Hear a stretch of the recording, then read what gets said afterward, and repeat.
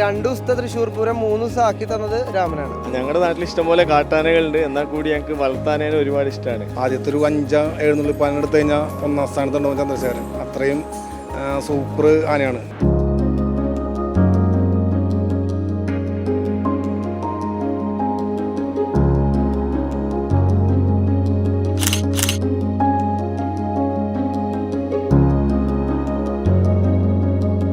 അത് രാമൻ എന്ന് പറഞ്ഞാൽ കാണാൻ ലുക്കാണ്, ഏറ്റവും കൂടുതൽ ഫാൻസ് ഉള്ള ആനയാണ്. പിന്നെ 2 ദിവസത്തെ തൃശ്ശൂർ പൂരം 3 ദിവസം ആക്കി തന്നത് രാമനാണ്. അതായത് ആദ്യം മേളക്കാരും അതേപോലെ കമ്മിറ്റിക്കാരും മാത്രമുള്ള പൂരം ആ ഒരു ദിവസം ഈ തെക്കേ ഗോപുരത്തോടെ തുറക്കണ സമയത്ത് രാമനാണ് ഇത്ര അധികം ആൾക്കാരെ ഇവിടെ എത്തിച്ചത്. ആ ഒരു ആന മാത്രമാണ് ഇവിടെ ആയിരക്കണക്കിന് ആൾക്കാരെ ഇവിടെ എത്തിച്ചത്. 3 ദിവസം പൂരാക്കിയത്. അമ്മാതിരി ഫാൻസാണ്. 10 മിനിറ്റ് നിൽക്കുകയാണെന്നുണ്ടെങ്കിൽ ഇപ്പം നെയ്തലക്കാരൻ വരെയും കൊണ്ട് ചൂടാ വരും. അപ്പം നിങ്ങൾക്ക് കാണാം അവിടുത്തെ ആൾക്കാരെ.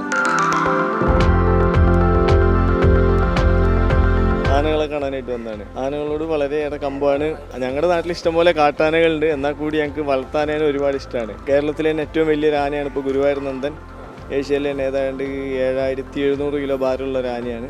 അതുപോലെ കഴിഞ്ഞ പൂരത്തിന് രാമൻ ഉണ്ടായിരുന്നു, പാമ്പാടി രാജൻ, ചിറക്കൽ കാളിദാസൻ, ഗുരുവായൂർ ഇന്ദ്രസൻ, അങ്ങനെ ഒരുപാട് ആനകളുണ്ട്.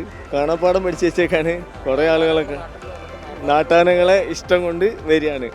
ഇപ്പോൾ ഇതവിടെ തിരുവമ്പാടി ചന്ദ്രശേഖരൻ എല്ലാവരും ഉണ്ട്.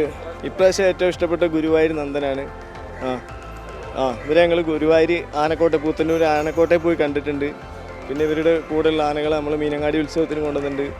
ഗുരുവായൂർ ഇന്ദ്രസൻ, ബൽറാം, വാഴ്വാടി കാശിനാഥൻ, ഒരുപാട് ആനകളെ ഞങ്ങളെല്ലാം വരാറുണ്ട്, പൂരത്തിന് വരാറുണ്ട്. കുറേ നേരം ആനേനെ ആസ്വദിക്കും. ആനയും കടലും എത്ര ഉണ്ടാലും മതി വരില്ല. ഇവിടെ നമ്മൾ നാട്ടാനയെ കാണാൻ വേണ്ടിയിട്ട് വരുന്നു. ഞങ്ങളുടെ നാട്ടിലുണ്ട് 2 പിടിയാന, റാണിയുണ്ട്. എല്ലാ പൂരങ്ങളിലും പോകാറുണ്ട്, ആനകളെ കാണും, ഇഷ്ടമുള്ള ആനകളെ പടെടുക്കും, എന്നിട്ട് പോകും.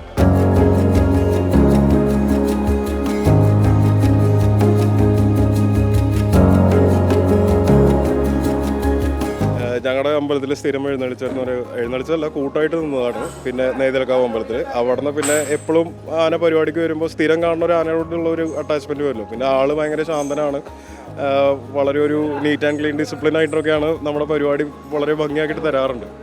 അപ്പോൾ അങ്ങനെ ആളോട് ഒരു അറ്റാച്ച്മെൻറ്റ് തോന്നി. പിന്നെ ആൾ നിൽക്കുന്ന സ്ഥലങ്ങളിൽ വിസിറ്റ് ചെയ്യാറായി. അപ്പോൾ പിന്നെ അങ്ങനെ ഒരു ക്ലോസ്നെസ് വന്നു. പിന്നെ ആളൊരു സ്നേഹത്തിൻ്റെ ഒരു കംഫർട്ട് സോൺ ആൾ തരും. നിലവൊക്കെ നിൽക്കുമ്പോൾ ജസ്റ്റ് ഒരു അടിക്ക് മുകളിൽ എപ്പോഴും ആനയുടെ തലക്കുന്നുണ്ടാവും. അപ്പോൾ അതിൻ്റെ ഒരു പ്രൗഢി എപ്പോഴും ആനയ്ക്കുണ്ട്. ഇപ്പോൾ ഒരു ആദ്യത്തെ ഒരു 5 എഴുന്നള്ളിപ്പാൻ എടുത്തു കഴിഞ്ഞാൽ 1ാം സ്ഥാനത്തുണ്ടാവും ചന്ദ്രശേഖരൻ. അത്രയും സൂപ്പർ ആനയാണ്. എഴുന്നള്ളിപ്പിച്ചിട്ടാൾ അത്രയും നന്നായി ചെയ്യുന്ന ഒരു ആനയാണ്.